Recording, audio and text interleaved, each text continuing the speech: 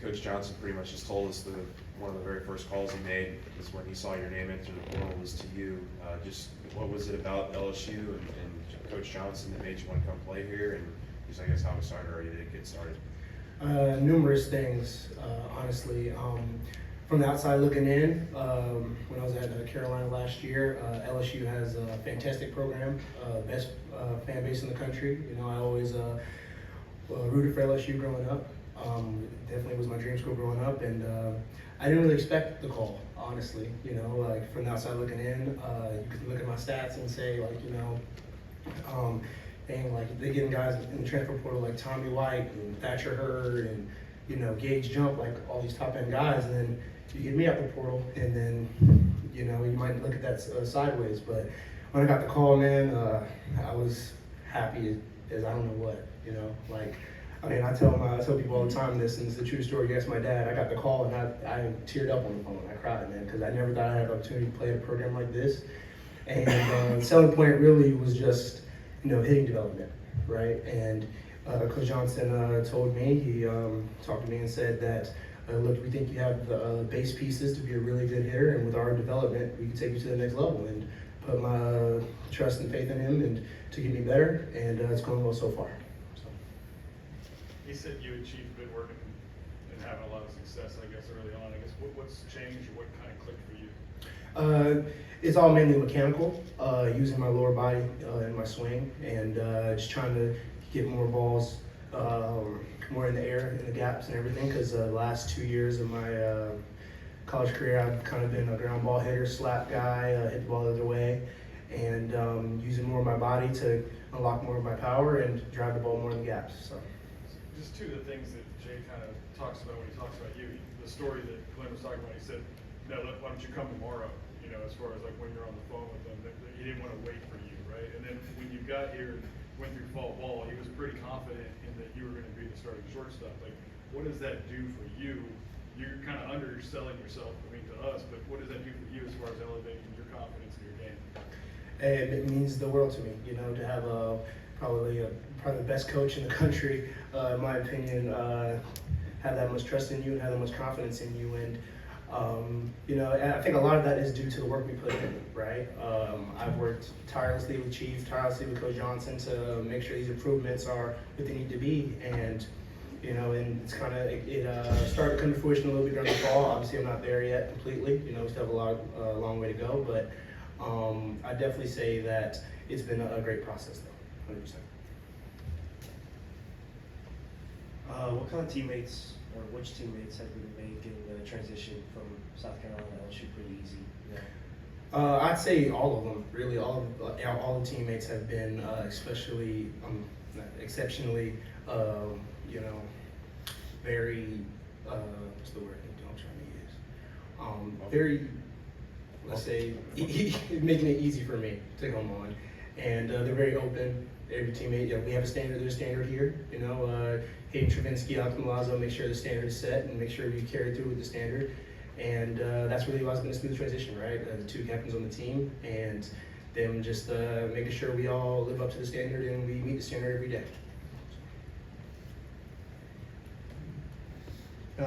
What's been the chemistry like in the infield, especially with a guy like Jared Jones? The chemistry has been amazing, really. I mean, everybody likes each other, everybody's friends. I mean, we're all cool with each other in the infield, and we all try to get each other better every day, right? Like I talked about the standard earlier, there's a standard in the infield as well, right? I mean, we're just trying to be better, get better every day, you know, and try to be the best infield in the country, right? And that's our goal, and, you know, we're trying to meet that goal. Yeah, kind of to that end, you know, Josh is moving back to second, Bears, you know, taking over full-time at first. Like, how much does it help that you guys are all kind of doing it together, right? Tommy's established, but the rest of you you're not coming in and being the one guy that doesn't know the other three. Yeah.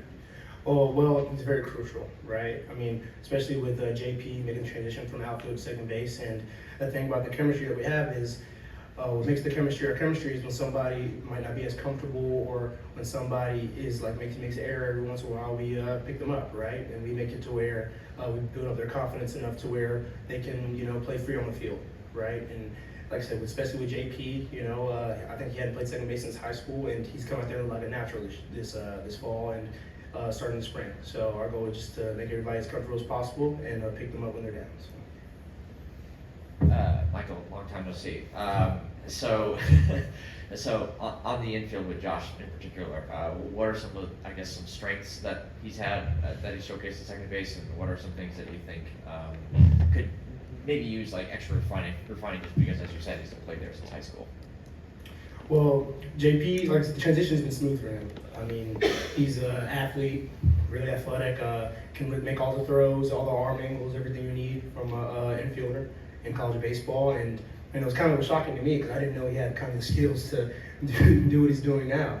And I mean, he's balling out, honestly, at second base. And the strength is just, the thing that needs to improve on probably just positioning, you know, like just the natural infield positioning, like, oh, if a guy's late, moves comes this way kind of naturally, you know, in a sense. So it's more just like instinctual things that infielders that have been playing there for, you know, 3 years of college would know. But I mean, he'll get there 100%.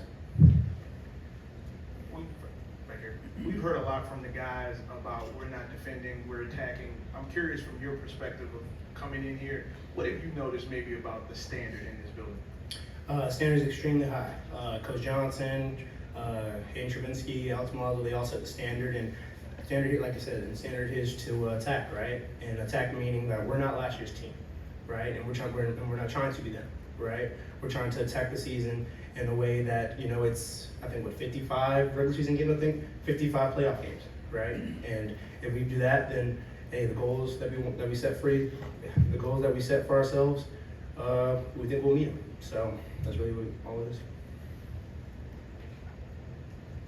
Right here, you talked about kind of the standard, and obviously you had an idea of what that might be like before you got here. When you did get here, was it a little bit even higher than maybe you originally kind of envisioned? 100%, I'd say that. Like I talk a lot about from the outside looking in, but you know, being at Carolina last year and seeing that, you might think, oh, I mean, Coach Johnson just recruits really well. That's where they win. They have all the talent, Dylan Cruz, all the guys, Tommy White, and everything. But then when I got here, I was like, dang, they put in a lot of work, like an unreal amount of work.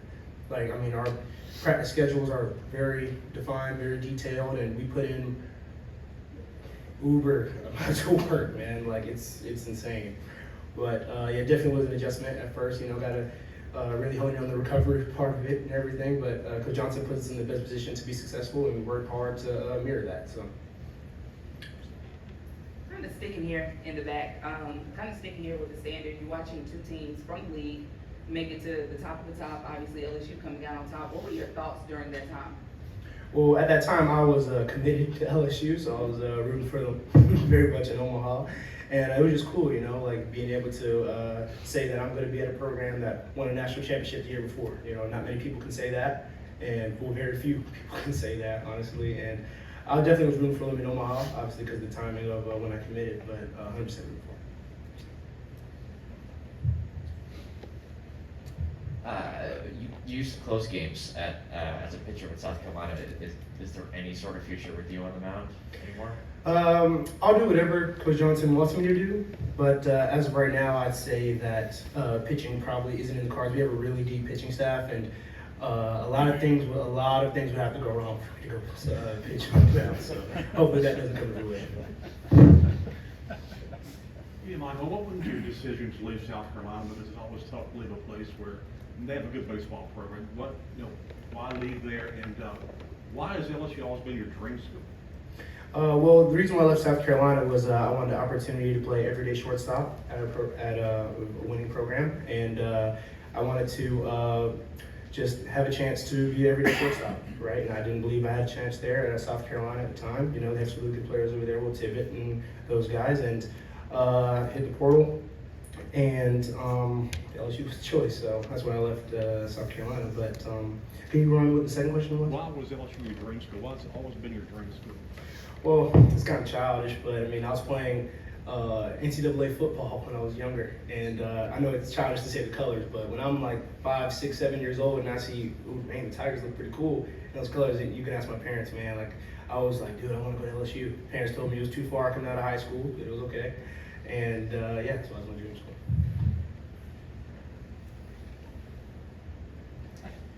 You said earlier you're kind of like you used to be a slap grounder kind of hitter, but earlier Jay Johnson said that you've really improved and you're one of the best hitters in the fall scrimmages and stuff like that. Would you say that you attribute your improvement more towards strength and coaching than that, or do you think you've come a long way as a player?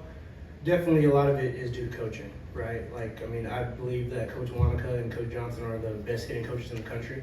And just the amount of work they put into me and time and effort they put into me really boded well to the fall and really helped me as a player as well. So definitely the coaches, 100%.